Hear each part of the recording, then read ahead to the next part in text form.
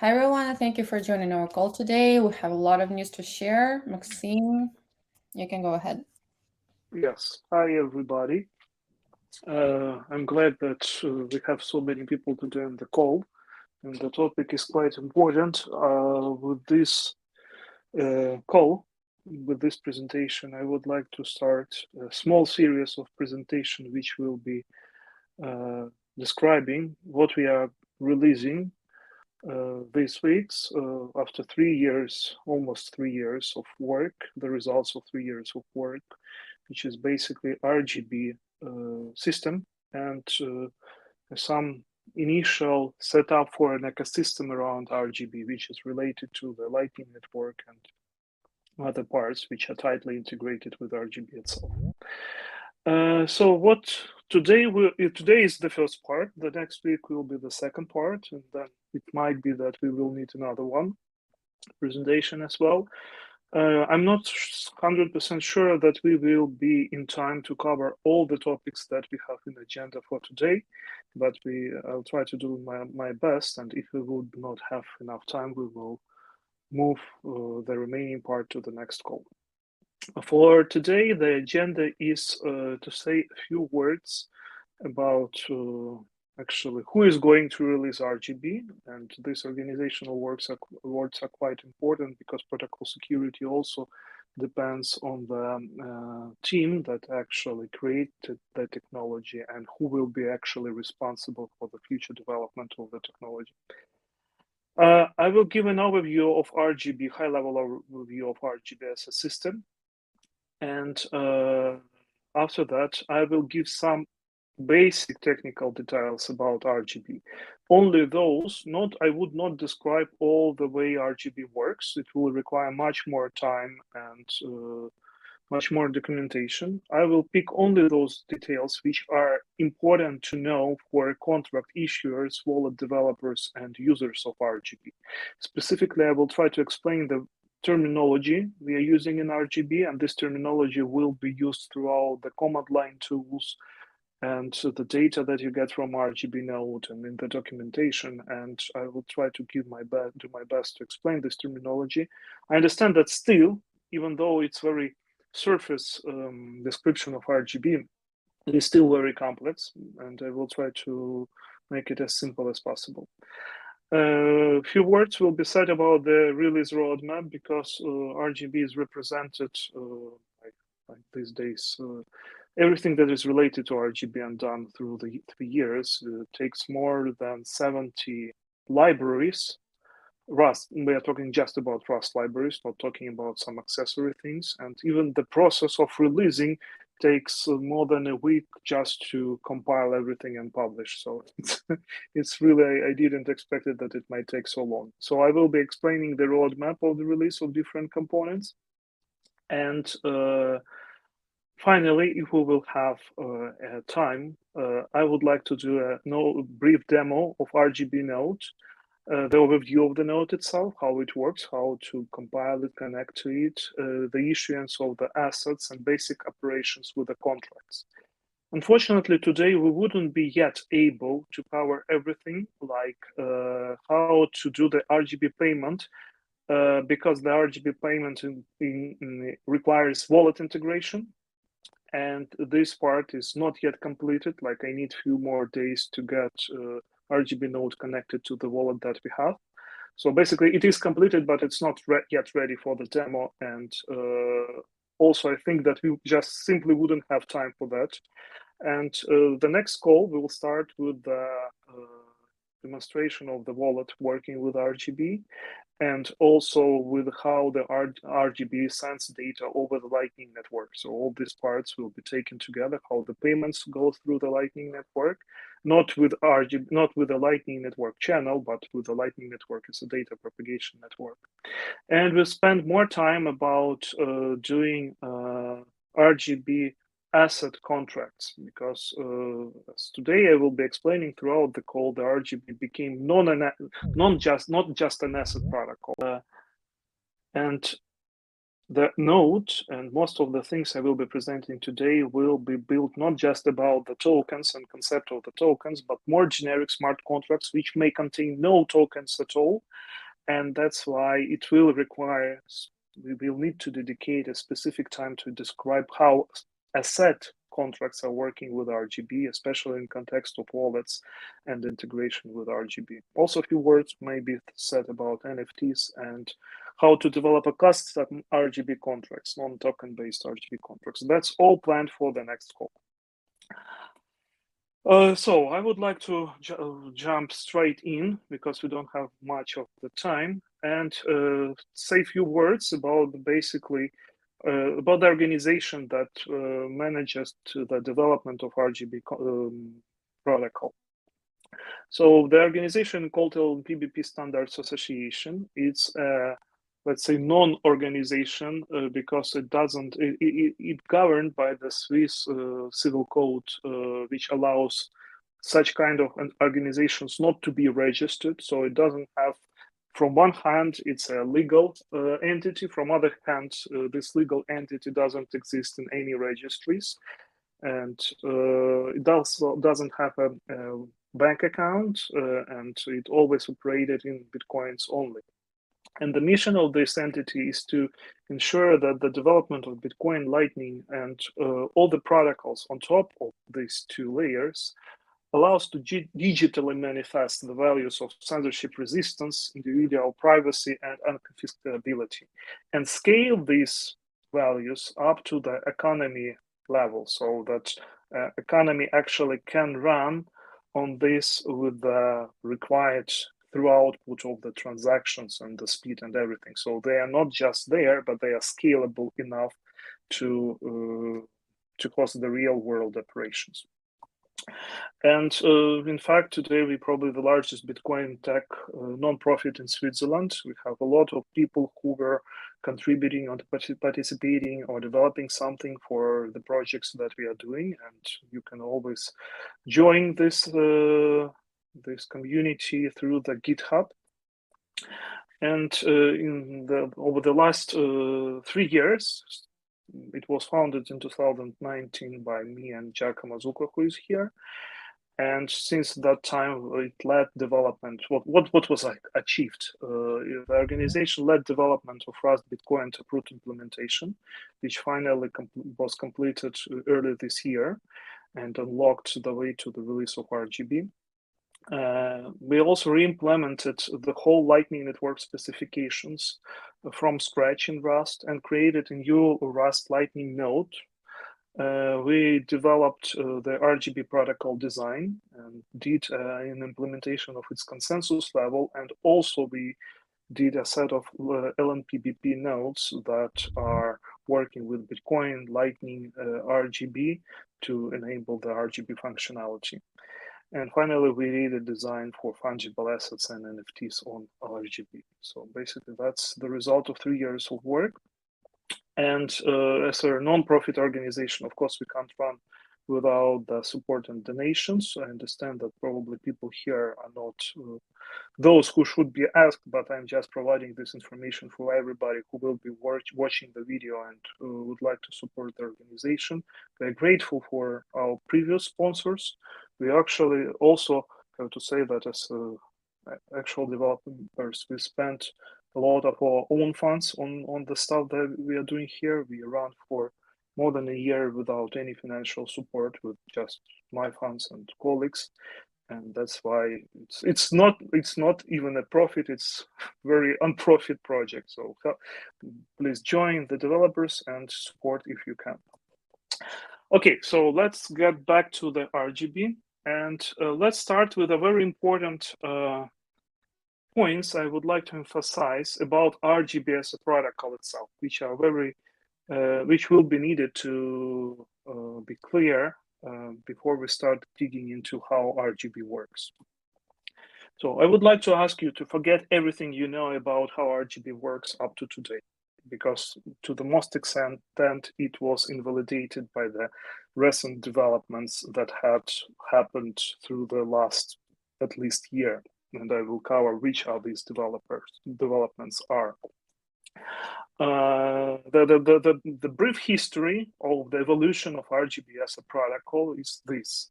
In summer 2019, there was already a prototype, an early concept of RGB as colored coins over the Lightning Network, developed by Giacomo Zucco, Peter Todd, and implemented in Rust code by Alex Fellini, partially implemented. And I joined this project, and we created with Giacomo this LNPBP association. And my aim was to convert this prototype into fully fledged smart contract system that can run both Bitcoin and Lightning Network. Unfortunately, the effort was much larger than I expected, and it took 3 years of refactoring and rethinking of each aspect of RGB.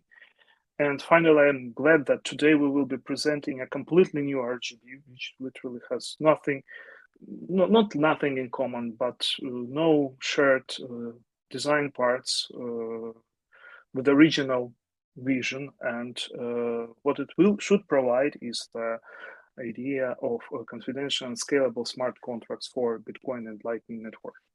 So what has changed? A lot, as you see. So from colored coins, we moved to smart contracts, and this required us to introduce arbitrary complex data types and to data type system, develop thing we call Rgb Schema that defines the actual behavior of the smart contract, create a virtual machine called AluVM, which is Turing complete virtual machine, and support things like attaching arbitrary files and data to the smart contracts and distributing them over decentralized networks. We also had to move from the pay-to-contract commitments to taproot-based swap return commitments. That actually happened this year, and it changed a lot in the internal architecture of RGB node integration with wallets, and so on. We moved from the early prototype wasn't able to hold more than a single RGB asset on a single output. Otherwise, there were conflicts and the rest of the assets will be lost. We added a protocol called LNPBP4 and thing called transition bundling, which now allows to overlay as many other RGB assets from as many different participants of the transaction as needed.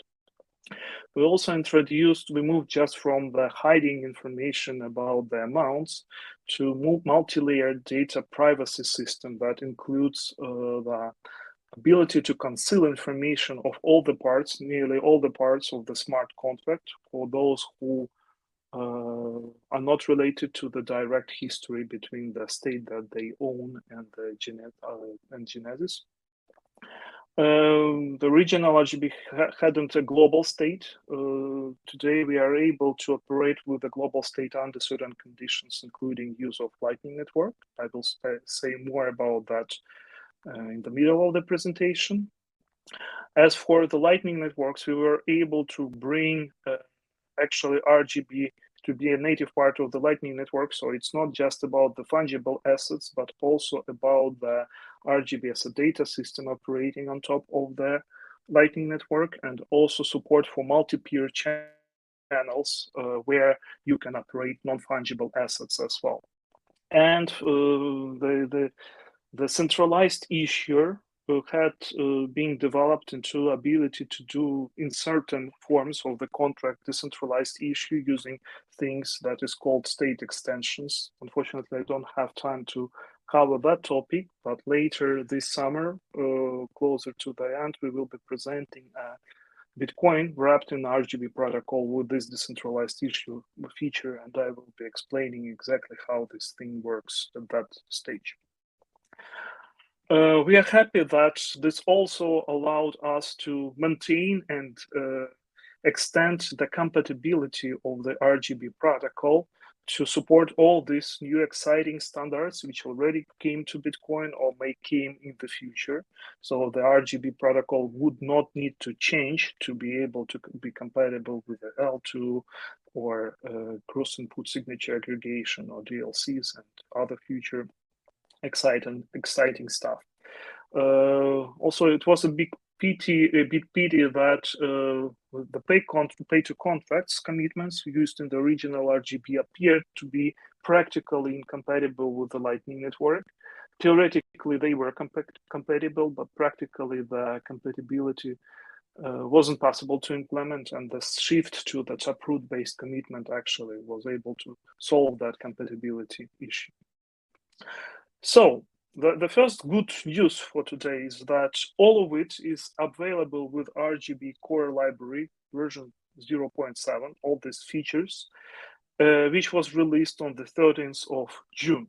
So the Rgb core, the protocol itself, the consensus layer of the protocol is already released 2 weeks ago, and not in 2 weeks, but 2 weeks ago. And I'm quite happy that with that, we have a freeze of the core protocol. And now what is happening is only about the integration and the use of this protocol by the applications and users, and integration with the Lightning Network. So it's not only about the Rgb protocol itself, it's also about the ecosystem around Rgb, the releases that we are doing these days. And this includes, first of all, an extension of Lightning Network we call Bfrost. It actually an improvement to the Lightning Network that unlocks not just integration with Rgb assets, but also support for taproot channels, which is required for Rgb as well, arbitrary data messaging on top of it, multi-peer channels and factories required for non-fungible assets, composable channels where you can do more channels out of multi-peer channels and application-specific channels inside the channels, support for discrete log contracts, and support for the transfer of the large data packets. Probably you're aware that the current Lightning Network doesn't support sending more than 64 kilobytes of data per package, which is really limiting to many applications, including DLC and Rgb. So we solved that issue by doing Bfrost. And a Storm, which is a decentralized data propagation and storage network on top of Lightning Network, and actually one of the first applications operating inside the Bfrost subnetwork. To explain the difference between different layers, I already said that the released consensus part of the protocol, now we're working on the ecosystem. I would like to spend a few more slides pinpointing specific parts of the design of the Rgb architecture that has been released and in work now. The layer that is ready is called consensus layer, and it consists of a number of libraries and projects. They are all shown here. The color encoding is that everything that is orange related to Bitcoin, everything that is blue is generic and not related to Bitcoin, and everything that is Rgb specific is called colored coin in color coded in red. And the consensus layer is based, of course, on Bitcoin libraries, but also on the client-side validation library and strict encoding schema, which I used to build the AluVM virtual machine for Rgb, and BP core library containing the deterministic Bitcoin commitments, doing top return commitments and single-use seals in Bitcoin blockchain. And on that layer, we have the Rgb core library, which is a consensus and validation part of Rgb protocol. This is all released, and since version 0.7, it would not change in any breaking way. We will be releasing version 0.8 of the same libraries, which will be basically maintenance release. So no major APIs, those or binary encodings or consensus rules are changed with this minor release. And this system is used on the next layer, which is an integration layer consisting of two main parts. The first is Rgb standard library, providing more high-level API to the core library and containing all the parts which are not critical for the consensus. And of course of that, we have an Rgb node, which allows to work with Rgb smart contracts. Additionally to Rgb node, we have libraries which allow to work with the specific types of smart contracts, like fungible assets and in the future NFTs, We call them schema-specific libraries, and specifically right now with the version 0.8, we will be releasing Rgb 20 library. So, on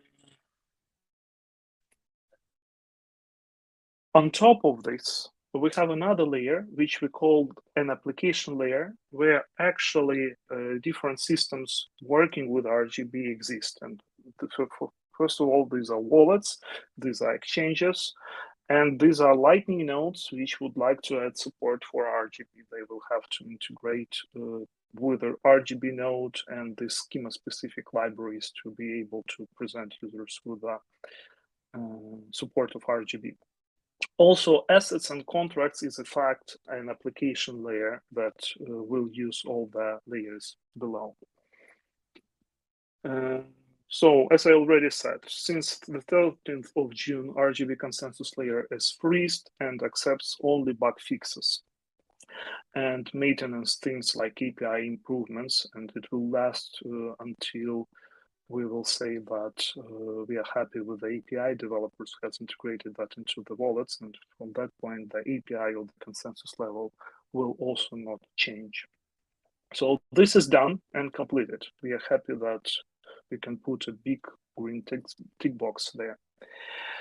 With the release we are doing this week, called version 0.8, we are not bringing just an Rgb, but we also bring Storm and Rust wallet integration API. Unfortunately, just Rust for now. Doing more languages will require more time and help from the developer community. But anyway, with this release, we support all of this stuff, and we are completing this integration layer this week here. So it's not yet fully released. We are in the process, so it's not that green as the first tick box, but we are nearly there. And to structure this story into a roadmap, we can pinpoint the following parts of the story. The first, which had already happened, is the Rgb version 1 protocol release. And we think that it wouldn't change after the 13th of June unless we will discover certain bugs. Second is the release of Rgb node, not just Rgb node, but integrated with the Lightning Network, this Bifrost and Storm stuff. And we think that we will be able to complete it over this week, but we put like 1st of July as a milestone date until which all the libraries has to be published in the final version. And it will provide a command line interface to work with the Rgb and Rgb node. In parallel, we are completing the Rgb 20 token contracts and first wallets, and also to uncover the company that I run also works on the exchange working with Rgb assets, and we think that we will be able to release the first Rgb working wallets until the mid of the July, together with the exchange. And later this summer, without any specific date, but during the summer, we also plan to add Rgb 20 tokens into Lightning channels and enable Lightning payments, routed Lightning payments with Rgb assets. And finally, we hope at some point we will see real-world assets on Rgb. In this regard, many may ask the question: so when the mainnet specifically? So we have all this roadmap, but what is the mainnet from all that roadmap? And the truth is that, first of all, we need to issue Rgb token, and you have to buy it. It is the only way to get to the moon with Rgb and support the development. Okay, I'm joking. No, it's not true. We have no token. We have no token at all. The truth is that in Rgb with the client-side validation, each asset is its own chain, and there is no a single mainnet. The only network that Rgb operates is the Lightning Network. It doesn't have any dedicated Rgb network or something like that. It's just a Lightning Network. And the Lightning Network, the testnet and mainnet are working together. They are not distinguished. They are distinguished by the asset ID. So if you use testnet Bitcoin, you will just use a different blockchain genesis block, and you will be able to operate that same Bitcoin, testnet Bitcoin, in the same mainnet of the Lightning Network.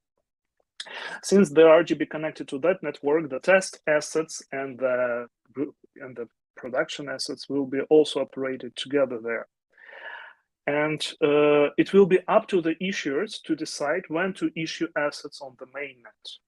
So the mainnet will happen when the first issuer will create an asset on the mainnet. And well, because like outside of the talk today and from LNPBP Standards Association, we are also developing assets like I already mentioned, the wrapped Bitcoin, for instance. It wouldn't be called wrapped Bitcoin, it will be called somehow else. And we will plan to release them this autumn, maybe earlier in summer even. And probably that would be the point in time when people will be able to say that RGB went to the mainnet. But of course, more asset issuers, probably they will require to wait some time to make sure that no bugs, major bugs are discovered and that there were certain audit of the code. So probably the more assets on the mainnet in RGB will happen later than that. It's hard to predict the exact date. The important part is that we have removed the hidden power of developers, which was present before in other projects when developers were deciding when the project goes live into mainnet. Here, it's not the developers, it's not us who decides. It will be the issuers. We are bringing power back to them. And I think it's more fair play. So people who take the risk of doing something with the technology are the people who will be deciding when the mainnet is ready for the production. And the plan is that the RGB, the consensus layer, will be not changeable after this takeoff. When we're sure that there are no major bugs, we will work on a plan, which I will briefly mention later, that we will make organizationally, we will make changes to RGB consensus level as complex and requiring as wide developers consensus as possible. So literally disabling them, because as you know, to get to get about 100 of developers to agree on something is literally impossible. And that's why the protocol should be immutable. When I talk about the developers, I need to say that in context of RGB, there are multiple types of developers and users. And to understand the remaining part of the presentation, it is very important to distinguish them and who does what. And as in RGB in ecosystem, there are already, let's say, core developers who did, like currently it's only myself, who did the development of the RGB consensus layer. And what's good about core developers in RGB, unlike Lightning and Bitcoin, the good thing that they have to die. So not literally, well, probably literally one day as well, but overall the idea is that there should be no core developers after they did their job. For some time they will accept bug reports, but that's all. And once the RGB is out there, other players get into play. First of all, these are schema developers. Basically, schema developers are those who create new types of the contracts. For instance, fungible assets is a type of a contract. Non-fungible assets type of a contract. Digital identity is a type of a contract. So these contracts are developed by the schema developers. And the contract issuers, specific companies creating assets of certain kind, will be basing on the work of the schema developers. This distinguishment is not typical for other smart contracting systems, for instance, in Ethereum. These are the same parties. The contract issuer actually has to write the contract code. And this is not native situation, because when company creates financial assets, probably it's not the software development company. And in RGB, these two concepts are fully separated. So contract issuers use the code created by Schema Developers. And the third category of developers, or actually fourth category of developers, is wallet or exchange developers. These developers working for a company doing wallets or exchanges, and they integrate the Rgb into the exchange and wallets, but also they have to integrate each specific schema. So if a wallet would like to use fungible assets like RGB20 assets, they do integration of RGB20 functionality. If the wallet would like to support NFT, they have to do NFT, they have to do another part of integration work. And after that, they will be able to list assets or forms of the smart contracts created by the contract issuers. The end users, here they are shown at the bottom part. I actually can draw here, so I will be drawing to make the explanation simpler. The contract users, they are owners of certain assets or state under the contracts. First of all, they always have to trust the issuers. Trust issuers in terms that they trust into the assets that are created by the contract issuers. They are able to verify the contract source code, of course, but because if these assets are related to the real world, the contract source code can guarantee that the company creating assets will receive a profit and so on and so forth. So basically, there is still an element of trust which can be excluded from this creation. And they're using the software that is created by the wallet and exchange developers. So how are these? We see the landscape of developers, and we see that these guys are completely independent. They may be present today on the call, but they have nothing to do with us as the developers of the protocol. And the same can be said about contract issuers, that can be whoever, and of course about the users. The only thing that is partially shared is the schema developers. And as LNPBP Standard Association, we are doing initial set of schemas for fungible and non-fungible assets, but we hope that the market will develop other alternatives independently from us, and we give all the tools to the market to do that independently. So let's put once again the organization that created Rgb into the context of the protocol evolution. And there are one-time activities that were completed by this organization, and there will be ongoing activities. The one-time activities is the fact that we designed the Rgb as a smart contracting system. We implemented its consensus level. We will be responsible for ossification of Rgb protocol, so for immutability of the protocol itself. And we did a reference implementation of the nodes, unlocking ability to work with Rgb, and we will be supporting these nodes at least for some time to get initial adoption of the protocol. The ongoing efforts will be the development and the standardization of independently developed Rgb schemata, design and development of tools for programming Rgb contracts. So basically, even when the protocol is ossified, the tools for developers are not ossified, and you need more high-level languages to do the Rgb contracts. You need a tool chain, and this is an ongoing development effort. We also will work on design and reference implementations of other protocols which are required for building Bitcoin finance and unlocking the capabilities of Rgb smart contracts. These protocols include Bifrost, decentralized exchange-related protocols, Storms for decentralized data, and so on and so forth. And we will promote and educate people to Rgb, of course, if we will have sufficient budget or some marketing budget, which is not the case right now.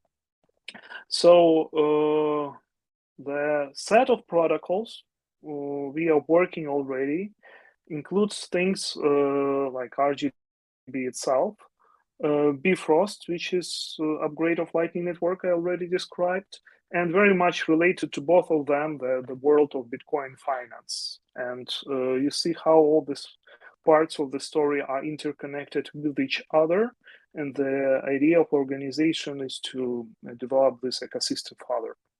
If we will have a dedicated funding, we also support the Peter Todd work on the doing new version of open timestamps basing on op return commitments and the continuation of his work on the proof marshal protocol. We clearly would not introduce or discuss any changes to Rgb consensus layer from now on outside of security critical vulnerability fixes. So Rgb is finalized. And of course, we wouldn't be able to maintain all that operations without a budget. So we plan to do a fundraising this summer, and we plan to charge businesses for if they will need to charge a time for the businesses who will be developing wallets and issuing assets if they will require a support from the association to at least partially fund our activities. So that's all for the introduction and high-level overview of the Rgb, and now we will be able to dig into how Rgb smart contracts are actually working. So let's look into the anatomy of the Rgb contract. It consists of two main parts. The first, already mentioned, Rgb schema, and the next slide will describe in depth what actually Rgb schema does. The second part is a directed cyclic graph of contract nodes. The contract nodes is the elements or atom of the Rgb smart contract connected to each other, and there are three main types of the contract nodes. Genesis, which is only a single one, the first contract node that the contract starts with. State transitions, which actually add-ons to the state defined in Genesis, organized in historical manner, actually composing the 99% of any smart contract history. And a thing called state extensions, which are very specific thing having a lot of things that need to be explained, and we wouldn't be touching it today. The Rgb schema is created by Schema Developers. It's a category of developers we already defined. Today, this is LNPBP Standards Association. Tomorrow, anyone can do that. Development of schema is the only part of the story that requires programming AluVM. And the schema contains rules for which state the contract has, how the state should be validated, how the contract graph can evolve over the time, so which types of state transitions are allowed to follow after which types, and how the state transitions are allowed to operate the existing state. So basically, it is the program of the smart contract, the structure and the program of the smart contract.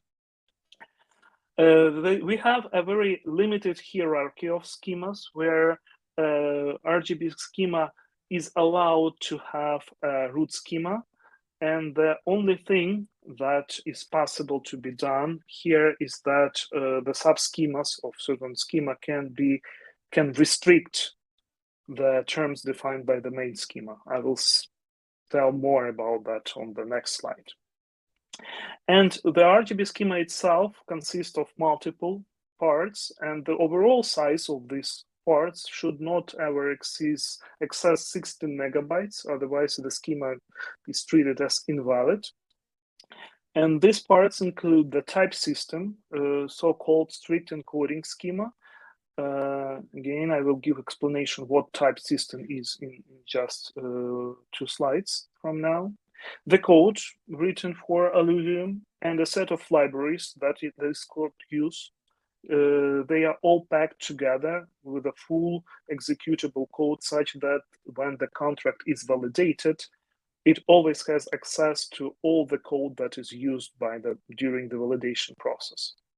Also, the limit of 16 megabytes ensures that the hardware developers would be able to make sure that the whole Rgb schema can always be uploaded into the device and fully run to be valid.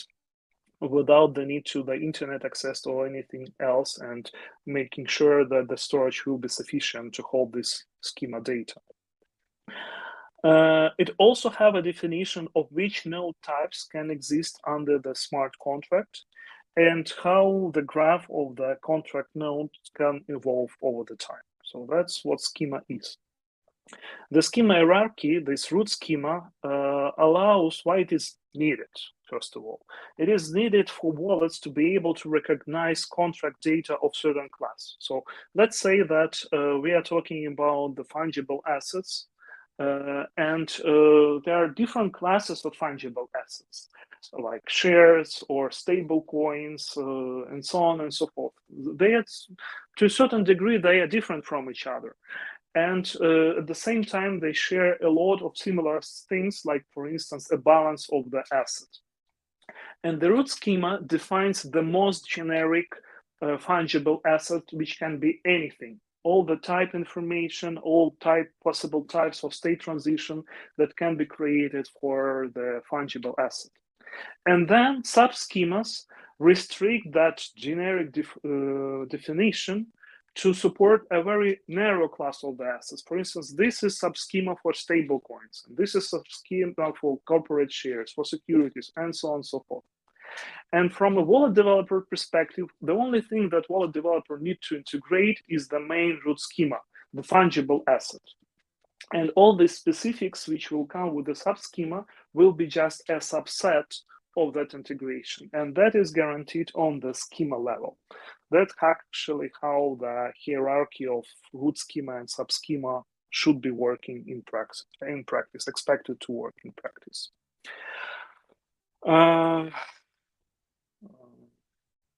I don't know what I was going to say on that slide. I already mentioned it. So now when it's clear what the schema is, let's spend more time on looking into the type system, which is a part of the schema. And the type system defines which type of states may exist in the smart contract and which type of states the smart contract operates. And there is three main categories of the data types. The first one is the primitive types. First of all, you can use integers, signed or unsigned, and you have access to a variety of integer types from 8 bits up to 124 bits. So you can, for instance, have a smart contract that uses a 124 unsigned integer as a part of its state and do all the math on that. Also, we support float types up to 256 bits.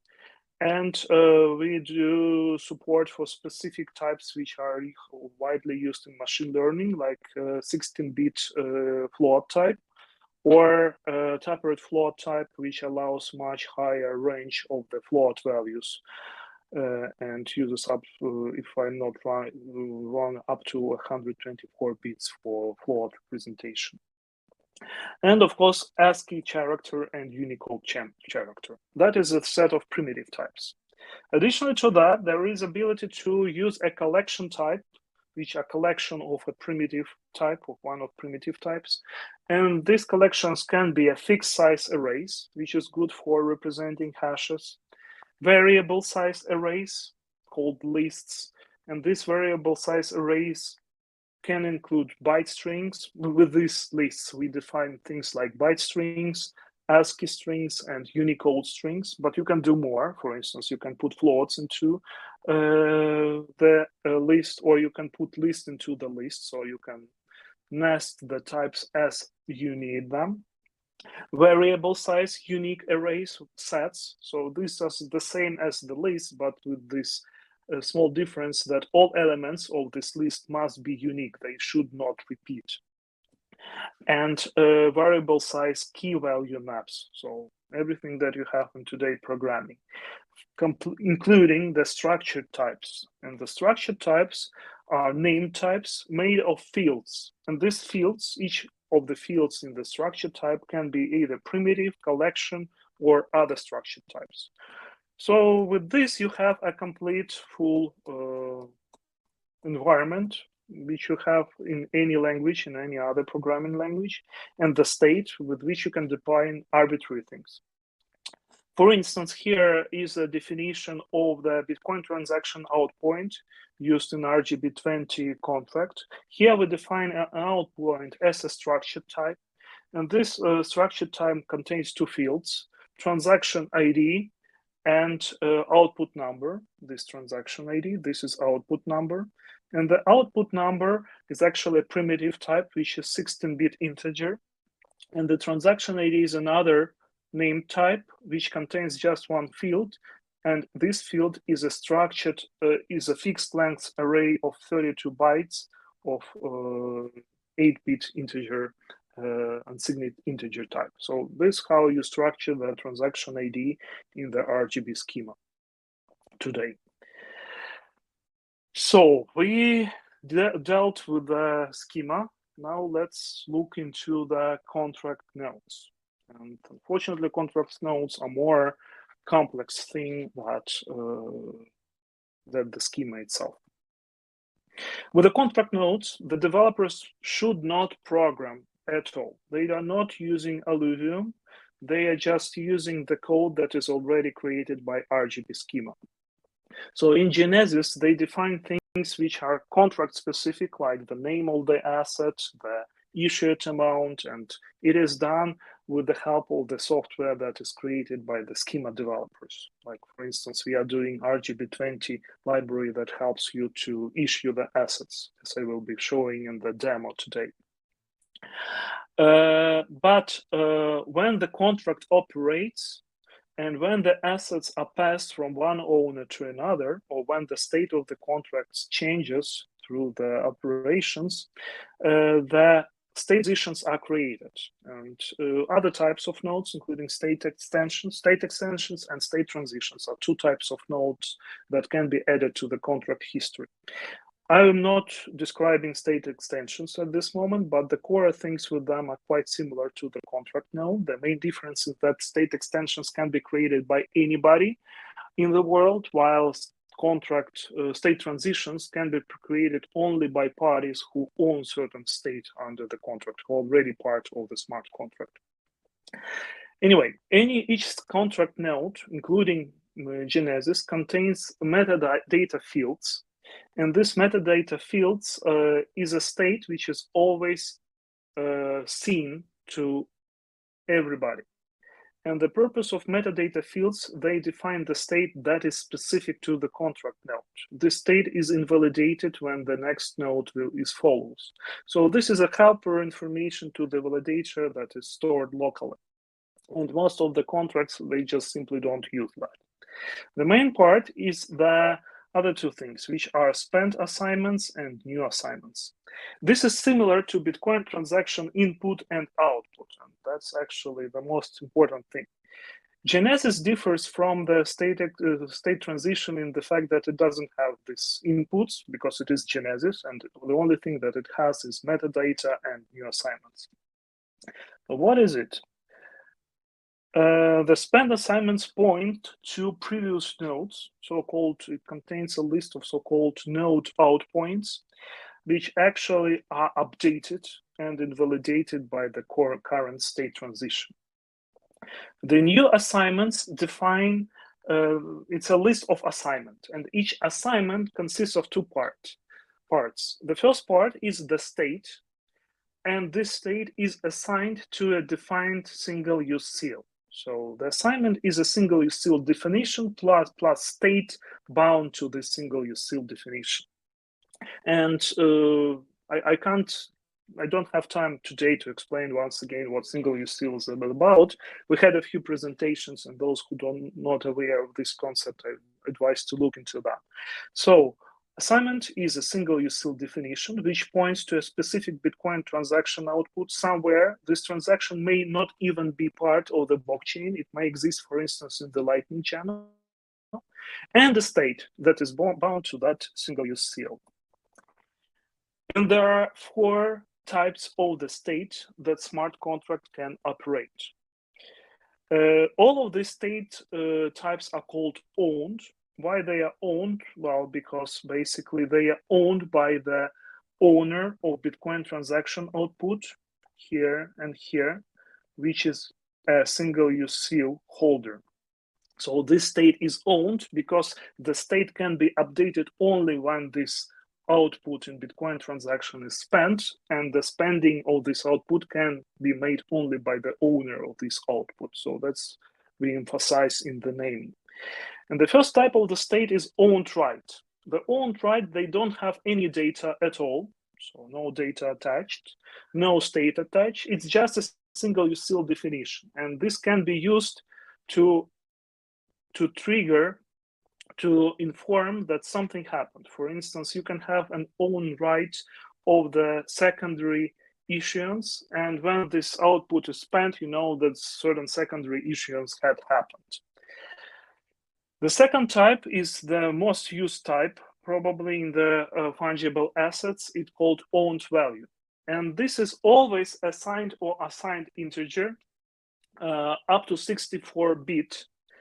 And this should be an amount that where you have ability to create homomorphic confidential version of the state. And the homomorphic confidential version use PRISM commitment and bulletproof together.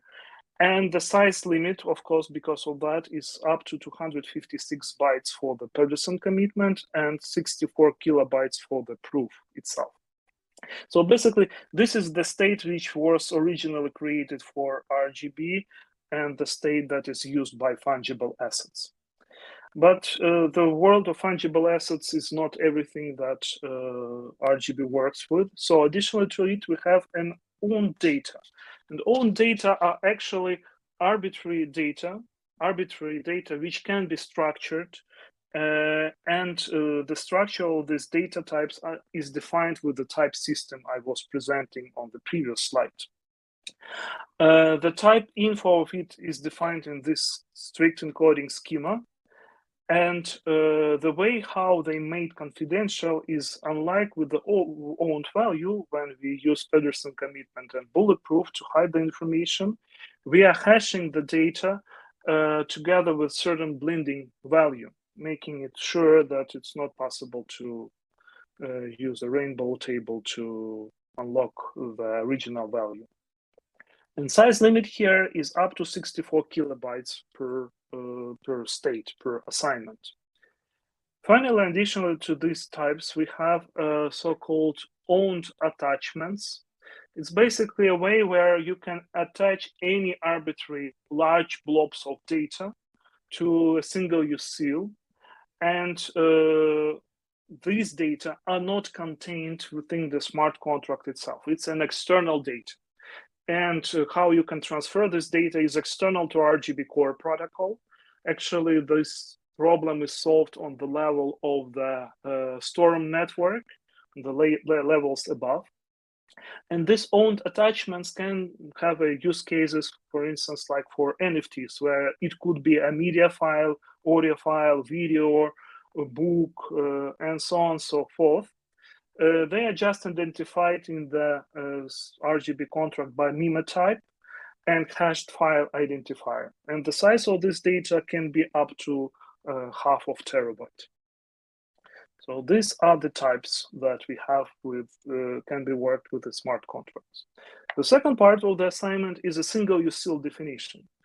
And with a single util, it's always not that simple. It's also not that simple that you just take the Bitcoin transaction out point and that's all. You need to add additional information. And depending on the type of information you are adding, in Rgb you have 4 types of single utils. I have to cover this part because these different types of single utils used under different contexts when you work with Rgb node, and it's important to understand the difference between them. So the single util itself consists of the 4 main components. The first one is transaction ID and output number, which actually defines, uniquely defines a specific transaction output participating single util. Additionally to it, it has 64 bits of the blinding information that helps to create the confidential version of the seal, such that the part of the history wouldn't be possible to analyze with the owners of the assets unrelated to that previous owners. And because without the blinding, it's not hard to index all existing transaction IDs and output numbers in blockchain and just use the rainbow table to hack this information. And finally, because Rgb uses two commitment methods, tapret and opret, we need to specify the commitment method that should be used to close the single use seal. So we have these four fields. And when we need to create a confidential version of this seal, we hash all that information. We create a tag hash, and we encode this tag hash with a back32M encoding, and it will start with a TXOB1 thing, such that when you see this string, you are not able to understand which specific transaction ID at output number is actually defines this seal. But the seal can't be changed because we're committing to that transaction output number. So we have a normal seal which contains this explicit information with the only exception to transaction ID, because sometimes transaction ID can't be known. Specifically, if it is a transaction ID of a transaction you are just creating, you don't know the transaction ID. Also in Lightning Network, it's not possible when you operate inside the channel to know transaction ID before the transaction is constructed. So you can omit the transaction ID information, which will always mean that this seal belongs to a witness transaction. I will later explain what witness transaction is. So the optional transaction ID and the rest of the explicit fields is present in the normal or revealed seal. The confidential version of seal is the hash of that data, as I just described. Additionally to these two seals present in the state transition, so in state transition, the seal is either normal or confidential version.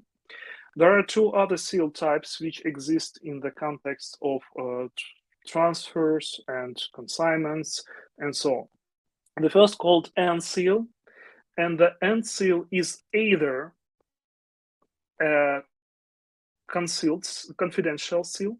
So if you do transfer to external party and external party sends you this string, you use this version here. If the external party says that just pay to my address and put it as a first or second output of the transaction you will be creating, the witness transaction, then it doesn't provide you with this, it can't provide you with this confidential seal, and instead it provides you with output number, address, which is not part of the seal, and the method for the commitment. And that is the second version of the end seal that can be used in the context of the transfers.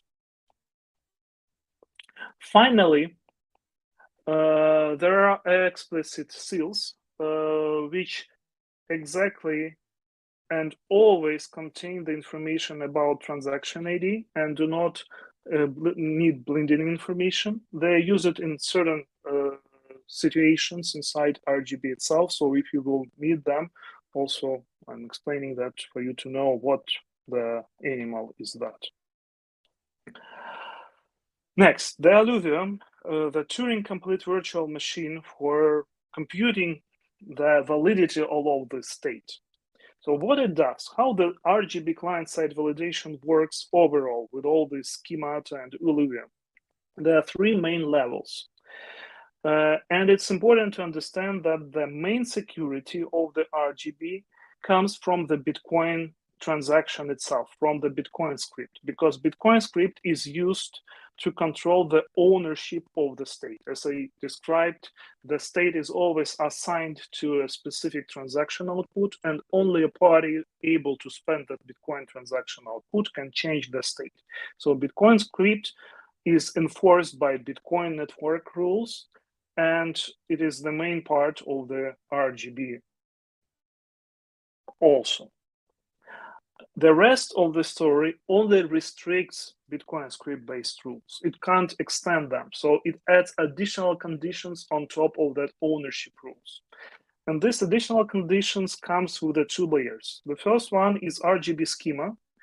And Rgb schema, aside from the scripts in it, it does defines the structure of the contracts, which data types, which types of ownership rights, which state types, which state transition types can exist. And also it specifies how these all types are interacting. So what are the possible constructions of the smart contract history which will be valid? Of course, this can be done with a AluVM script, but it will take much more space and computational resources. So this constant part, static part, is done with this Rgb schema. The rest, which can be the rest of the validation, happens through the AluVM, the virtual machine. And the virtual machine performs dynamic checks on the state changes during the state transition. And it has access to the Rgb contract state, previous and the new one, and it can compute arbitrary things out of this state. So for instance, for fungible asset, it computes that the sum of the purchasing commitments of the outputs is equal to the sum of purchasing commitments of the inputs. And it also validates the bulletproof. For other type of asset, it may compute whatever you would like to.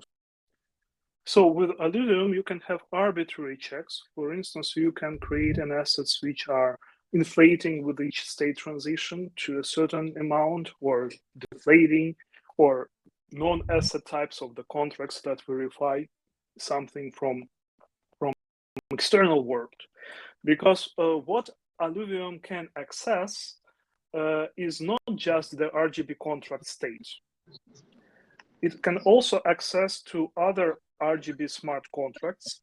The only condition is that these contracts has to be known to the developers of the schema, so they have to exist before, and that schema developers has to commit to exact smart contracts that the contract will have access to.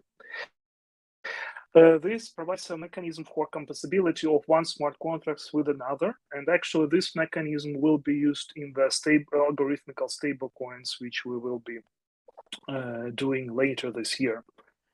It also have the access, the AluVM has the access to Bitcoin blockchain data, such it can verify that certain output exists, or the script pub key of the output confirms certain rules. It has access to the data from the Lightning Network, and it also able to work with the oracles basing on adapter signatures. So it can integrate with the discrete log contracts, and it can perform elliptic curve operations. So basically, that's why I'm saying that with all these features, Rgb is the full smart contracting thing, because we have ability to operate in Turing complete way, well, Turing complete asterisk way, because always in blockchain context and in client-side validation context, you can't do arbitrary computings. You have a bounding limitations on the data size and so on and so forth. But anyway, you have arbitrary complex computations inside the smart contract, and you can operate any type of the state data, and you can define the hierarchical state type system to work with.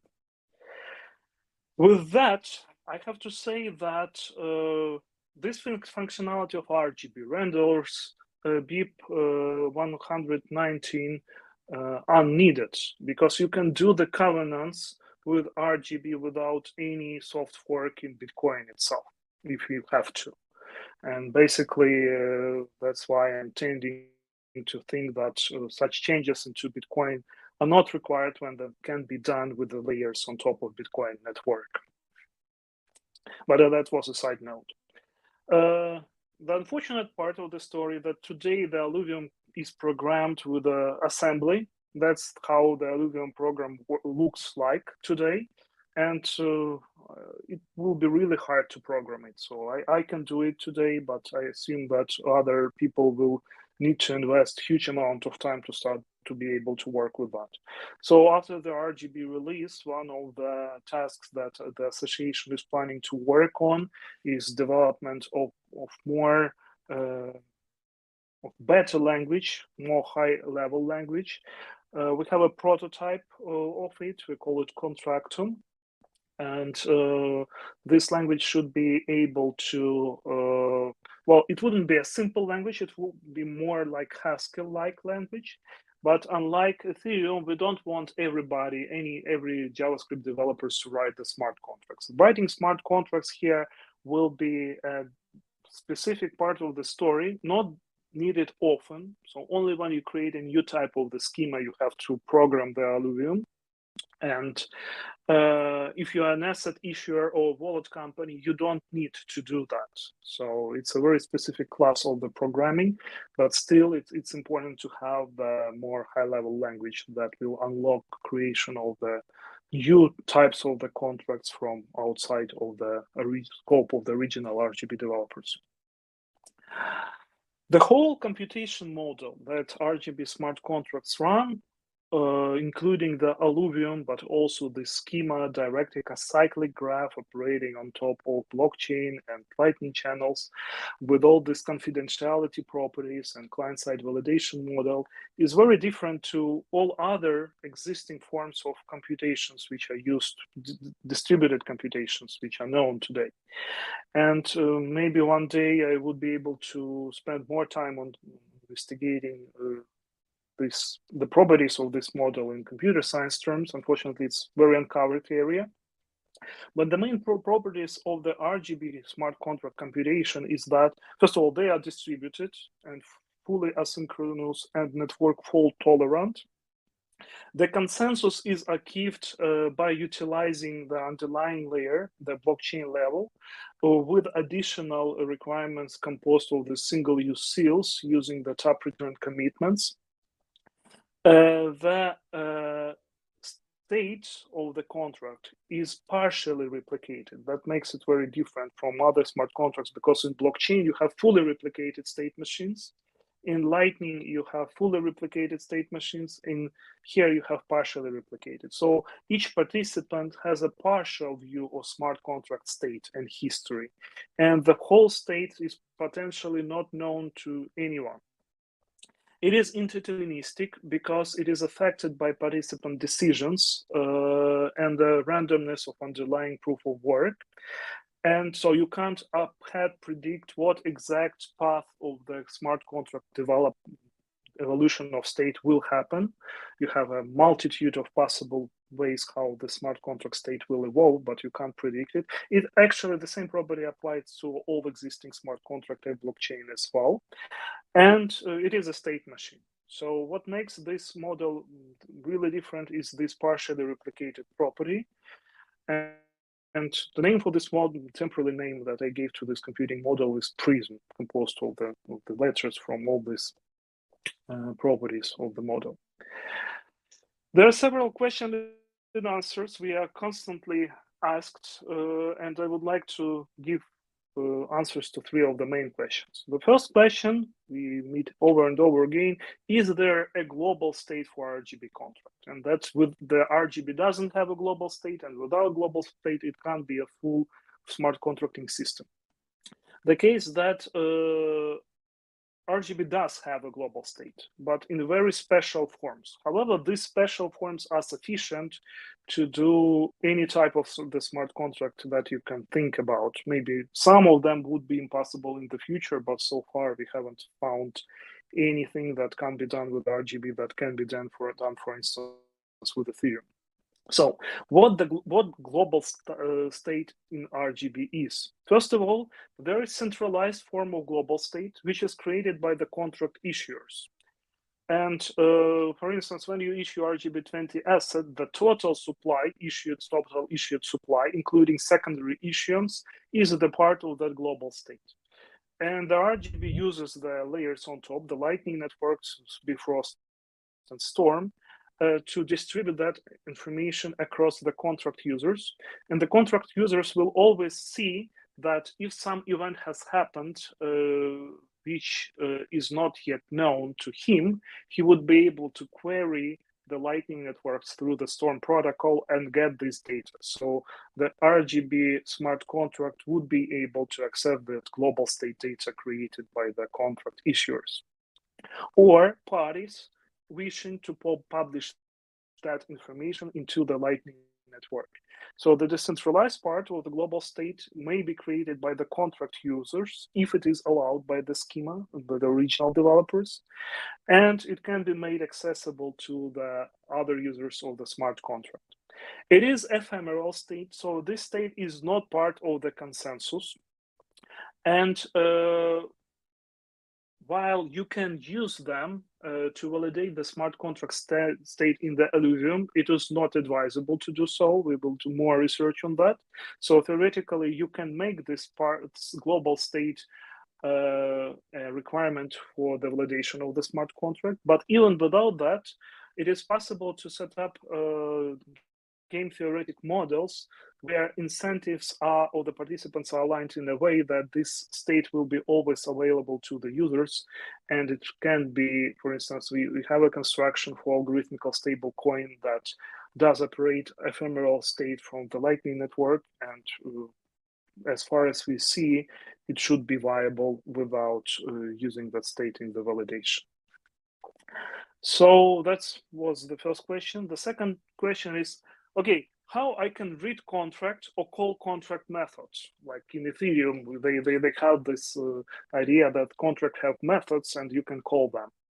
Well, that's the underlying thing is that you're not calling contract in Ethereum. What you're doing is that you're calling certain part of the code of the smart contract, but you are not creating a transaction when you're reading something from the contract. Or when you calling a write method in Ethereum, you create a new state transition, you create a new transaction, and actually that method is just helper method that helps you to construct that transaction to the contract specific things. So in RGB, there is an equivalent of both of these operations. But unlike Ethereum, we remove this from the consensus layer because it's not needed for the contract validation. It's needed for using the contract, but it doesn't affect the contract validity. And that's why it is put aside. We have separated the state of the contract, which must be validated and valid, from the behavior of the contract, from the business logic, which can update the state. But if the behavior is wrong, it would create a wrong update, and this will be invalid state, which wouldn't be accepted. So behavior, you don't need, as a developer, to commit to the behavior of the smart contract and make it a immutable part of the smart contract itself. Instead, the only thing that you need is to provide a library which can be written again in AluVM or directly in Rust or be a part of the wallet, which can be updated by the smart contract developers for the new versions. And that library which will help to interpret the existing the state of the smart contract, which will be equivalent to reading Ethereum contract. And it also, this library may be used to create a new state transitioning contract from one to another state, updating it. And that's exact way how we do that for RGB20 assets and for NFTs, because creation of the state transitions for RGB20 for state transfers is done not with the consensus code, but actually with just RGB20 library operating on top as a part of the wallet itself. So I think this design of the read and write contract methods is better than the design currently used in the smart contract system. So that's the main. There is another question from the audience. I mean, you partially answered it, I think, but maybe you have something more to add. If not, just disregard. We can answer it later. What are the benefits in using algo stablecoins on RGB over using them on Ethereum-like blockchains? Well, first of all, you're not using Ethereum. It's the major good point. You're using Bitcoin, not Ethereum. But what it means that Ethereum doesn't scale. You can't have an algorithmical stable coin that scales to arbitrary number of operations. While when you use the algorithmical stable coin in RGB over the Lightning, you have the Lightning abilities to scale in the amount of operations. The third advantage is that you have a confidential data. You have a zero knowledge in this coin embedded by default, and you can't remove it.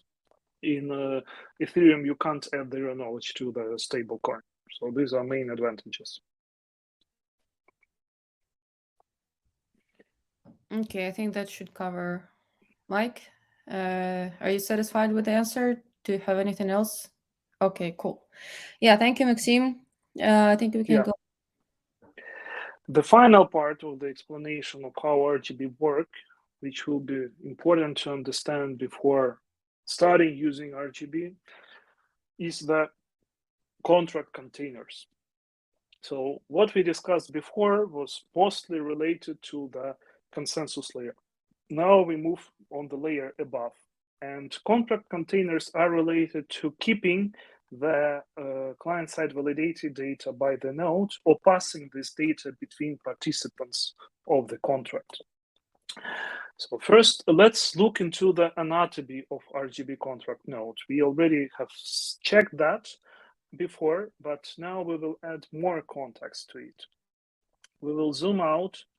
We will reduce the size of the state transition, remove the not that important parts, and add another component which we call a witness transaction and anchor. And I will try to explain what witness transaction is and what anchor is. The witness transaction is the transaction that spans previously defined single-use seals, which close the single-use seals, and it invalidates the previous state from the previous nodes. And this witness transaction, according to RGB rules, and actually according to the single-use seal rules, must contain a commitment to this new state transition. And the idea is that we would just put this commitment to the state transition into the first tap root output of this witness transaction, and that's all the original idea was.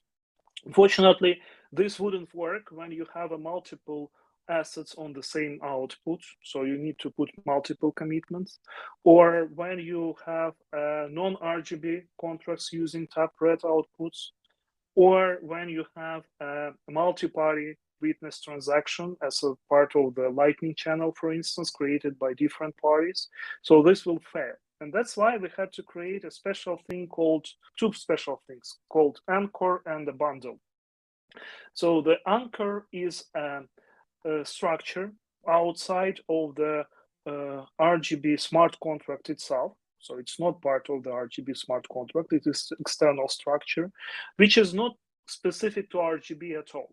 The anchor allows you to pack multiple commitments under multiple contracts and protocols, including non-RGB contract, and create a singular commitment out of it, which will go into the tap-red commitment, into the witness transaction.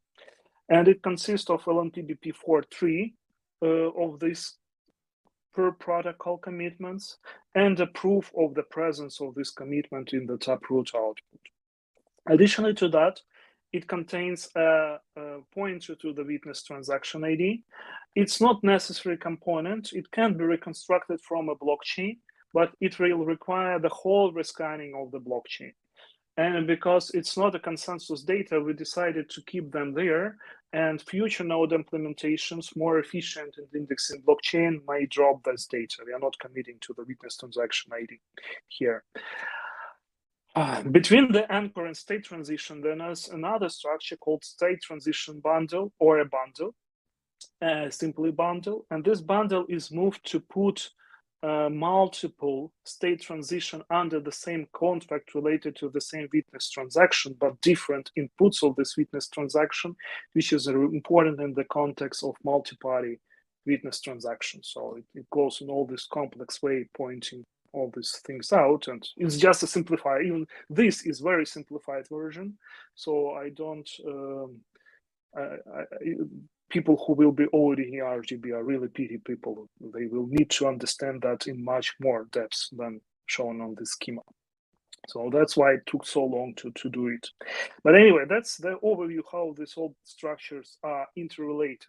And the takeaway from this overview is the terminology we will be using throughout working with RGB assets, with RGB node, preparing the state transitions and so on. And I would like to go through this terminology. We will put it on the RGB FAQ website. And the brief version of the terminology is the following. First of all, the witness transaction. It is a transaction closing a seal or a set of seals committing to a message via taproot-based op return schemes plus LNPBP for commitment. So it's a transaction basically committing to the new state that you have to do to know about that. This is transaction spending previous state and committing the new state. And this witness transaction is usually created by the party that spends output, that sends output. The anchor is a client-side validated non-RGB specific data structure linking the witness transaction actually to the state transition. The transition bundle is a pack of RGB state transition happening inside the same contract. Usually, this bundle contains just a single state transition, but in case of Lightning Network, pay join, coin join, there will be multiple. The state transition is a change in RGB contract state. It closes previous seals, and defines a new set of allocations, linking the new state to the new set of seals. Seal definition, we already spent time on that. And the assignment is the combination of the seal definition and the state data. So that's the terminology you need to understand how RGB node works. First part. The second part is related to RGB containers. As I said, the containers are the data structure passed between participants of the smart contract. And there are three main types of containers. Stashes, which are never passed. They are locally maintained stash of the client-side validated data. The consignments and disclosures. The consignment is used in distributing contact information and in transferring ownership of a contract assets from one party to another. And in these two cases, the consignment have a special naming, contracts and state transfers. So when the contract issuer distributes information about the asset, it creates a consignment called contract. When you spend in assets and send to another party, you create a consignment called state transfer. And the creation of consignment from the stash data is called consign, and merging consignment into stash is called consume. So these are terms that will be used in command line and so on. The disclosure is used under different situations. And first of all, it is used inside the RGB node during transfers, because when you spend certain outputs, they usually will contain more than just a single asset. So you create a consignment for the main spending, which you will send to the receiver. But for the rest of the assets, which you actually do not transfer anywhere, you just retransfer them to yourself on the change address. You create the disclosure. So you create for each of these assets a new state transition. The state transition called blank state transition. And you need to keep the state transitions locally, because you can't integrate it directly into the stash in the moment of the creation, because for that you need to mine the transaction, and for that you need to receive the signature of the beneficiary that he agrees with the transfer. So instead of putting them right into the state, you pack them into this disclosure and then enclose this disclosure later when the main transfer completes. So you see the client-side validation adds a lot of complexity comparing to blockchain environment, because you don't have this global state and global blockchain where everybody can check with. And I have to say that RGB code base is in fact larger than the code base of Bitcoin itself. And the second situation when you need the disclosures is when you do the would like to do a voluntary public disclosure of the information of the assets that you have. I don't know when you need it, but maybe somebody will need it. Creating disclosure from stash data called disclose, and accepting disclosure into stash is called enclose. So that's the terminology. Once again, the recap: container, stash, consignment, contract, state transfer, and disclosure. I wouldn't be repeating. It's already probably you are lost the ability to to understand because too many information. But anyway, how this functionality is spread across the RGB layers. Probably this presentation will be important for developers who will be able to listen to it in the video recording. I understand that throughout it, it's really hard to keep on the same page with everything that I'm trying to explain, but it's important to present and explain, otherwise it wouldn't be possible to use RGB and integrate RGB without knowing all these details. So how this functionality is spread across these layers? First of all, the consensus layer is about validation of the smart contract. Specifically, the strict encoding schema provides the type system. AluVM provides scripting. Rgb core provides validation of Rgb schema. Client-side validation provides this LNPBP hierarchical multi-protocol commitments. On top of that, BP core provides ability to do a tap return commitments to this LNPBP Merkle root and anchoring all these tap return commitments to the extra chain data. On top of each, Rgb adds bundling. So that's where you will find each of these spaces inside the code. Integration layer provides contract management. And together, Rgb standard library and Rgb node manages the container, and schema-specific libraries adds a meaning to this information coming from the Rgb contracts, which is schema-specific. Coming now to Rgb node and working with Rgb node. The only task of Rgb node is to manage and deal with Rgb containers. It does nothing else. Rgb node, of course, also validates the validity of the new transfers, but it does by calling Rgb core layer methods. So it's not the functionality of the Rgb node per se, it is functionality that Rgb node calls from the Rgb core library, and you can also do independent validation of the consignment. So the main task of Rgb node is to manage and deal with Rgb containers. Actually, validation of Rgb containers is a part of the deal story. Rgb node, very important, which will explain the difference between the API of the newly released Rgb node from the previous version. Rgb node knows nothing about the meaning of contract it operates with. Before, Rgb node knew what it means to have a RGB20 contract.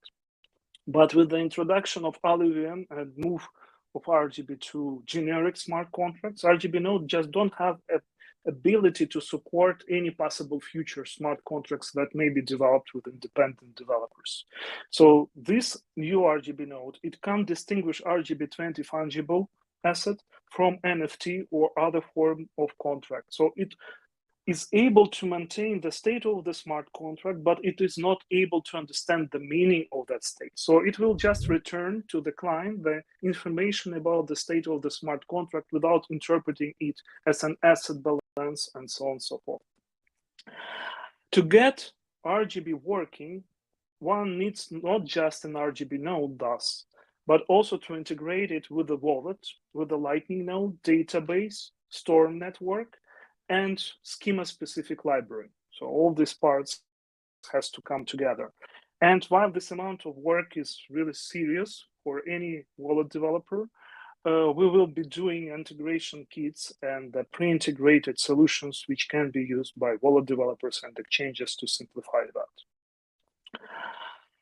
that. So let's touch briefly each part of the story. Rgb node, wallet, how it works with the Lightning node, with the Storm network, and so on.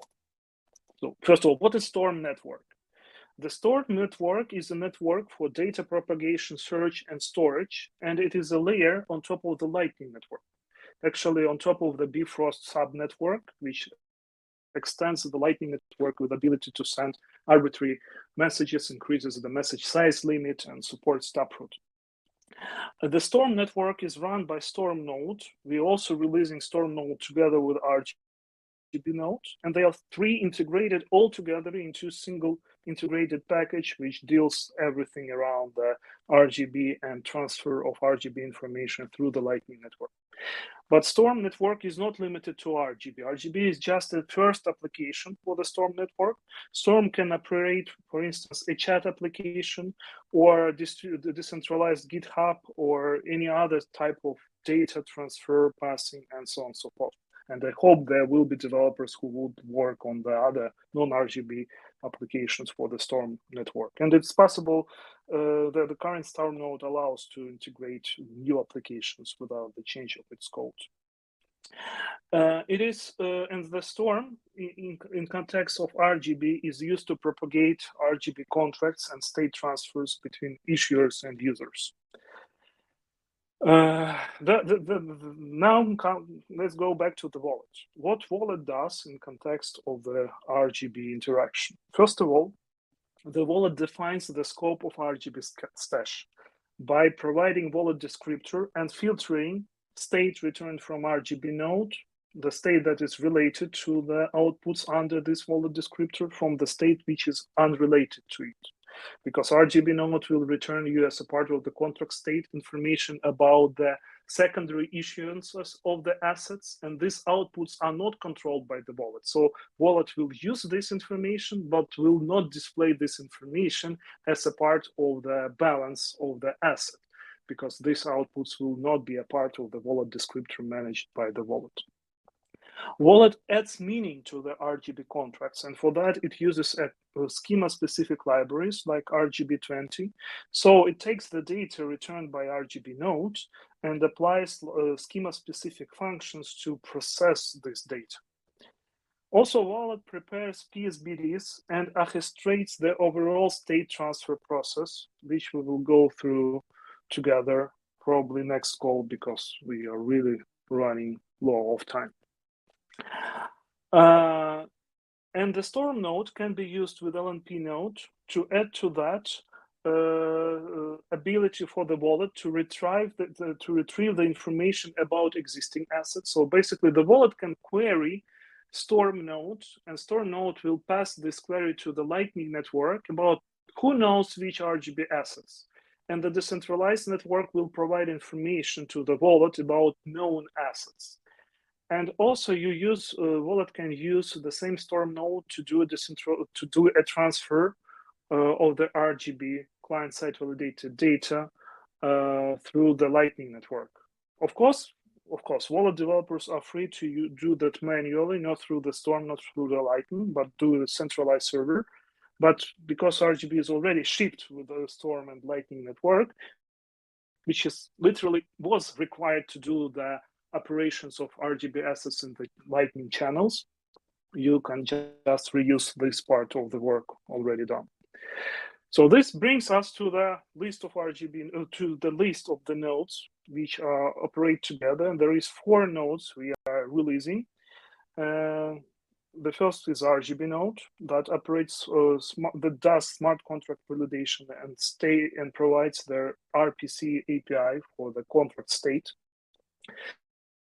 The BP node, which is a Bitcoin indexing node, the reason for it should be faster and more efficient than the Electrum server, because there are certain queries which are Lightning Network and RGB specific, which can't be efficiently served neither by Bitcoin Core nor by Electrum. The LNP node, which is a Lightning node with the support for RGB taproot in the future for DEX and other BFI applications, and Storm node, which is for decentralized storage, messaging, and search, as I described. And with the version 0.8, we will not yet release the BP node. It will take longer to complete it, but the rest of the 3 nodes will be released all together. Few words about how these nodes interact with each other. And how they will interact with the wallet itself. Well, each of these nodes is a set of microservices. These microservices can run as separate threads inside the same process or as an independent processes on the same machine on the different machines. That allows us to embed the node into mobile application, for instance, or to spread it across the different servers in the cloud environment. These services communicate with each other via zero message queue based service buses, multiple service buses. Here I show them as a strings connected some or all of the services. And some of these buses are internal buses used for internode communications. And some of these buses are external buses providing RPC API to the clients, like wallets, command line tools, and other integration points. And these buses can handle multiple clients connected at the same time. So you can have multiple clients connected to the same node, and the node will process them independently. All of this is a part of Internet 2 microservice architecture we developed also at LNPBP Standard Association for over the last 2 years. And you can find more, the actual code and more details on this GitHub organization, Internet 2 working group. The real architecture, how these 4 nodes work with each other internally, is this one. It's really scary. I understand that. So you don't need to look into it. I just put it to scare you. And the only thing that you need to know to work with these nodes is these 3 ports. One for Rgb node, one for LNP node, and one for BP node. You don't need to talk to the Storm node directly unless you are developing a new Storm application. And this information can be found in the LNPBP nodes wiki. You have the link on the left side. And the main takeaways from this architecture overview is the fact that these facts that nodes can run on mobile, desktop, and in the cloud. So as a wallet developer, you can just integrate them, or you can put them to the cloud environment and connect to them from the mobile. Each of these nodes has a command line tool to work with, which we will be using throughout the demo. Node API that it provides to the clients is based on zero message queue and this strict encoding we are using throughout the client-side validation, Rgb, AluVM, and everywhere. Just not to do another encoding because it will take more time to work with a new type of encoding. And altogether, this API is composed of zero message queue via RPC plus strict encoding. The negative part of that story is that it will be really not so easy to connect to this API from outside of the Rust, because the nodes shipped with the Rust libraries for simple connection from the Rust programs. And I'm actually talking about this part, so I'm jumped in. And from Rust, if you're a Rust developer, it will be really easy and streamlined to connect to the node and work with the node. But if you do JavaScript or whatever else, mobile application and so on, it wouldn't be that simple. And there are 3 main routes you can take to connect to the Rgb node from the wallet, let's say, wallet developer perspective. The route which we think is the best one, after we put a lot of thought into that, is just to develop a single application called a bridge that will bridge this zero message QRPC strict encoding into HTTP REST JSON API. And then all the mobile wallets will be connecting to it. The other path we were thinking before was to do a language-specific bindings to the Rust client library, which take much more time and developer efforts and will require a per language development of library. And the third way is development of language-specific serialization libraries, which is smaller effort, but still quite large. So we will be happy to discuss with the guys who are doing the early Rgb adoption, which route they see the best. And we will need actually their help because we have very small capacity in non-Rust development, and it would be good to have this bridge such that the nodes can be linked from the other libraries. The good thing about the node and this zero message QRPC thing that it is asynchronous. So the node, when you send a request, your client is not get blocked. And the client can receive multiple replies on a single response. For instance, the node updates client on the progress. of the performing certain operation. This can be important in the certain cases. For instance, when you open a Lightning channel, you need to wait for the mining of the transaction, and you will be updated how the channel passes through the different stages. I already showcased it when I was doing the Lightning node presentation.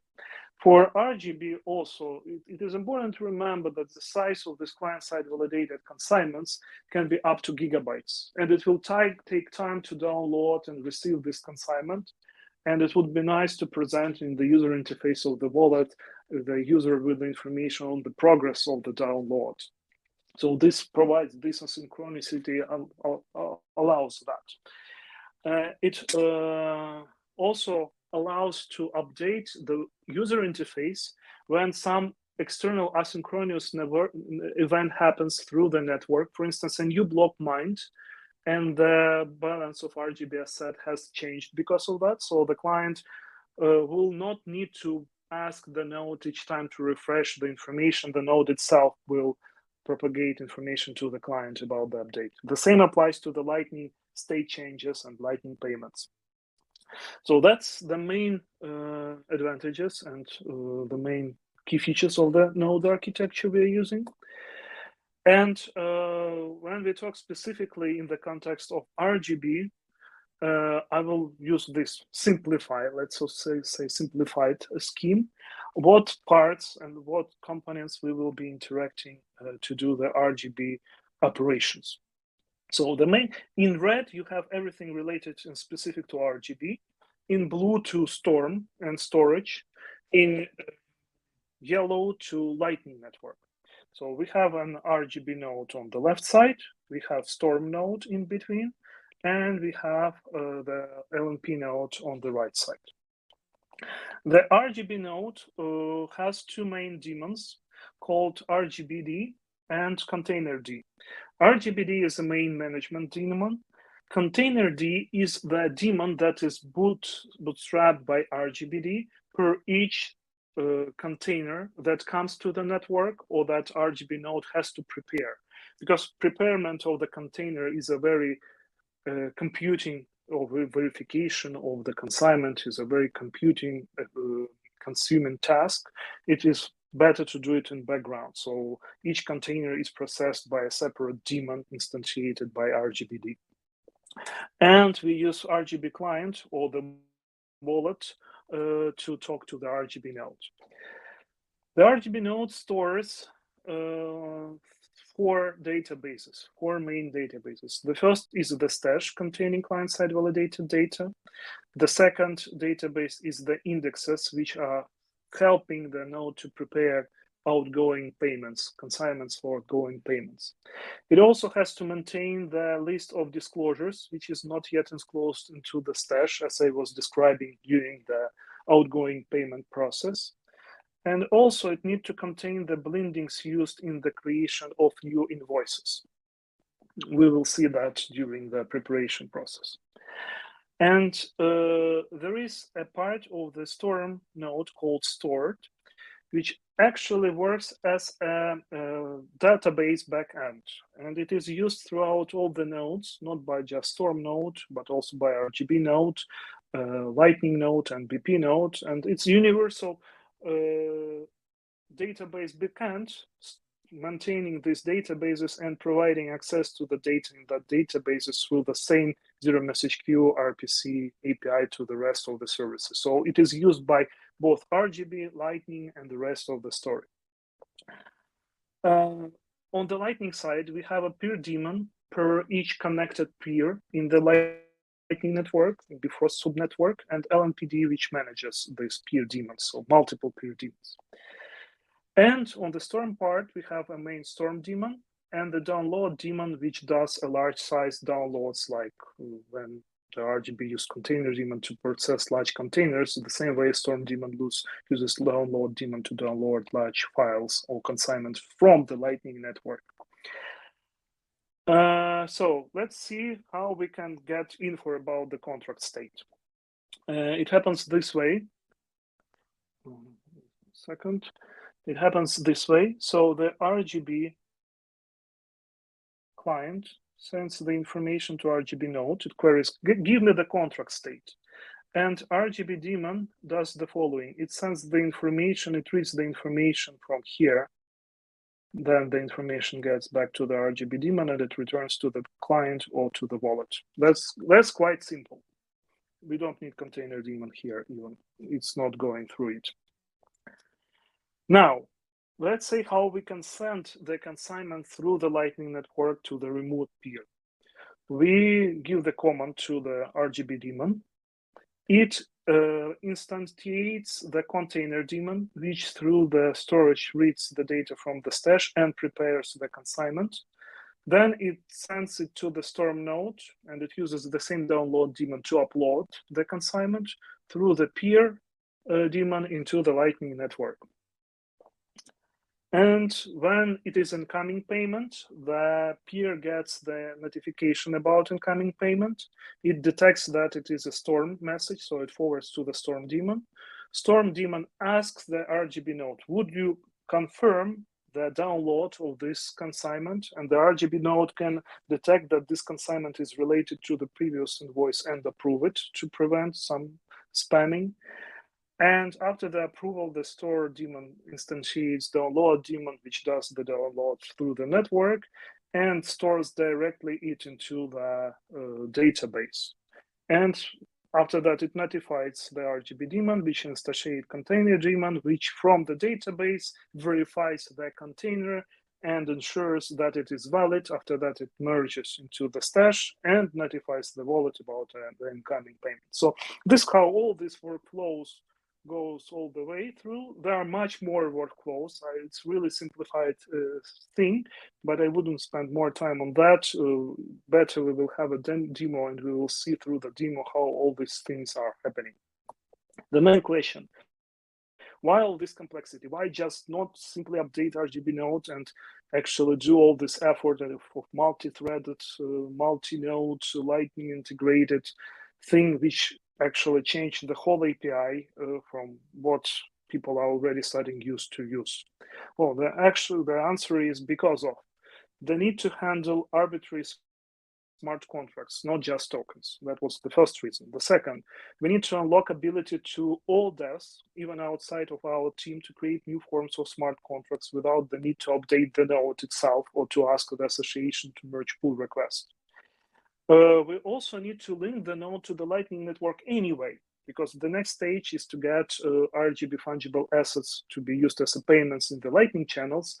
And at that stage, if we wouldn't change the node now, we would have to change that later when people start developing even more wallets.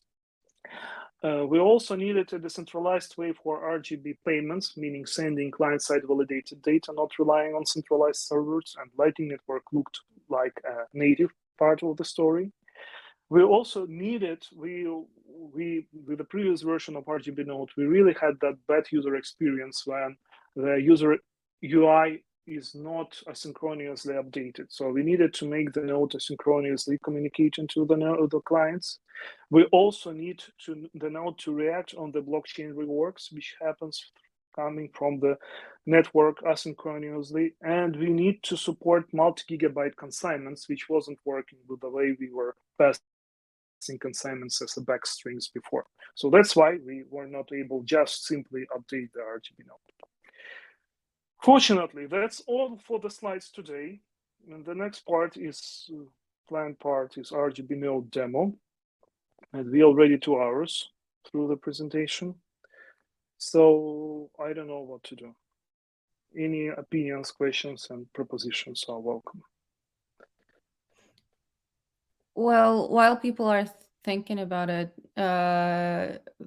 couple of comments. There was a suggestion to maybe change the name of containerd, just in order to not confuse it with Docker stuff. Yeah, but is there a suggestion how to rename it? Nope. Just no. Well, there's like contain geek one, but probably it's not a good idea. Well, I actually, frankly speaking, I'm tired of the amount of names I had to invent for Rgb. So disclosures. How, I like bunker? This. Yeah, I actually like this one, bunkerd. Bunker. Oh, good one. Yeah. Good point. Okay. As a name, but a bike shedding expert, I agree. It's good. Okay. There was also a small chat happening, but I think we can go back to that afterwards. And like most of the questions were covered in the chat. On my behalf, I would say that the actual live demo is the thing that many of us are here today. So I would probably proceed. There were a couple of people that wrote that they vote for proceeding with the presentation, Okay. with the demo. Okay. So Giacomo, Federico, do you have time for the demo or you need to leave? For myself, it's fine. I can. Yeah, I can remain too. Okay. Yeah, I think demo should be fine. Are you not tired with all that? Like, because I'm very tired and I can't imagine how hard it was to listen to all of that. It's probably more effort for you talking than for us listening. But if you think it's better to just postpone it to next week, we can. No rush to see it, but I can stay more. Well, I will start because anyway I was planning to split demo into two parts because it's too many things to show. First Cool, of all, cool. and the second, I really like the real demo is when you connect all these nodes together with the wallet all together, so you can do the actual transfer. And the next week, we hopefully will have the MyCitadel user interface based wallet working with Rgb. So it will be like another demo happening next week or in the meantime soon. But today I will be doing the first part without the wallet itself, which will be very restricted part, but at least it will illustrate the most of the story that I was telling today. So it will be better understood, and I think it's better to do it today until you remember what I told throughout the presentation. Okay, so before we go with the demo, I just have one quick question. So regarding the part of the BP node for the indexing, is it something that it's required for Rgb node, or you can still keep using other indexer if you prefer to do so? No, right now Rgb nodes works with Electrum server. Okay, perfect. It's just not efficient for Rgb nodes.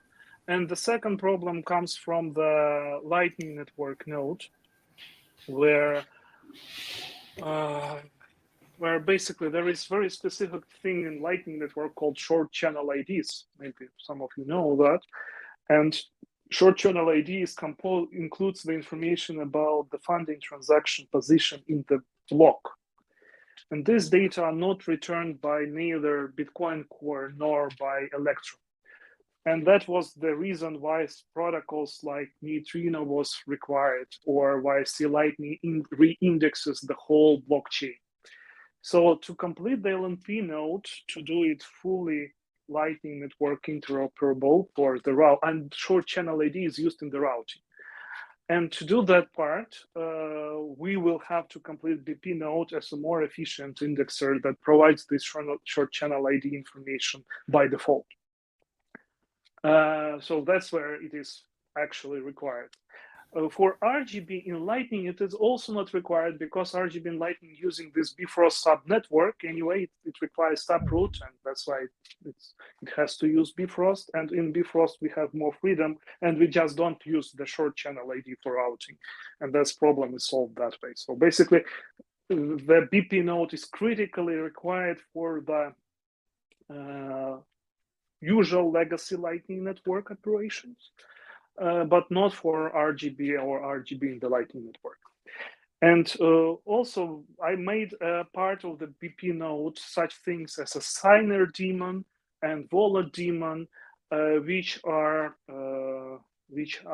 used by Lightning node and which are also used in context with the Rgb node and may simplify life to the wallet developers. So it will also be like I'm just moving these daemons from the Lightning node to the BP node, which is, I think, also good. Okay, thank you. Maybe I would offer there are 3 quick questions. I would offer to answer them, and then I will probably restart the video so that I could afterwards publish it as a separate video without like overlapping and stuff. Yes. So the first question, do Bifrost Taproot channels use Schnorr signature-based multisig? Yeah, well, because they're using Taproot, they're using Schnorr signatures. There are no other ways of not doing that. Perfect. Second question, what intrinsics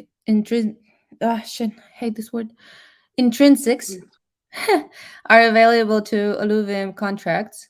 Are time locks possible in AluVM? And because this might be useful for dynamic NFTs.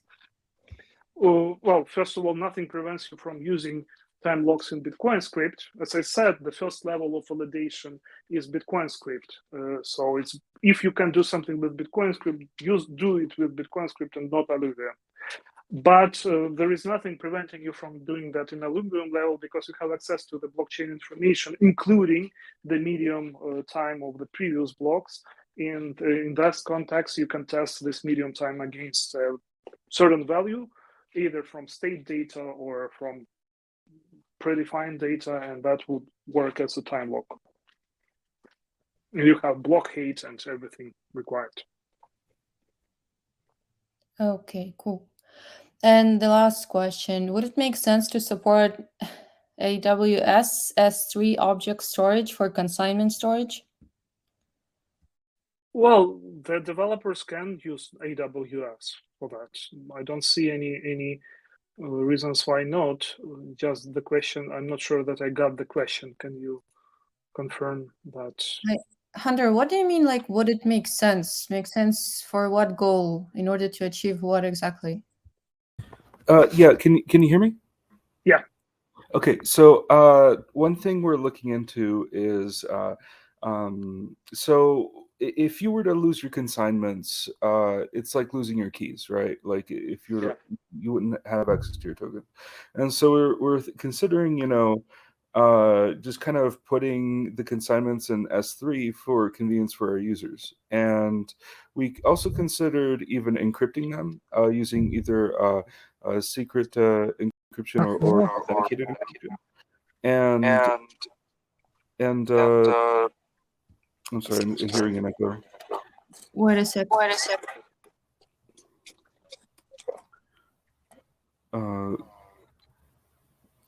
Okay, so anyway, we're and another thing that kind of brought that to mind was because S3 storage is very cheap, whereas consignments they're like maybe a kilobyte in size for every. They grow, maybe It's about for a kilobyte. today. Yeah. In the future, they make big gigabytes. Yeah, and so like, if you transfer them 1,000,000 times, then it goes into a gigabyte, right? And so I was thinking, you can store, a gigabyte, which is like, look, if you have like 1,000,000 transfers from like just like you split up you issue a token and you transfer it to 1,000,000 different users, then each of those consignments is about a kilobyte in size, and so you can store all of that in 1 gigabyte, and with S3 it's very cheap to do so, in that it costs maybe just a few pennies per month. And so I just figured it might make sense to use that, and that would also kind of allow it to scale, beyond using, say, a blockchain, because it allows you to make use of these very cheap distributed storage options. Well, first of all, as a developer, you are free to choose your way of storing the stash consignments, of passing them between the users of your system. Nothing prevents you from use AWS or your private servers or whatever you'd like to. What you have to keep in mind is that if you will pass the assets between different wallets, not just you, but some other wallets, they have to be compatible in a way they pass consignments from one to each other. So that's why we did this way of using the Lightning Network to do that passage and using the Storm node. Why we didn't done the AWS? Well, because like we are Cypherpunk Association, and Well, of course. we are not funded to use Amazon AWS, so it will be up to developers to do that.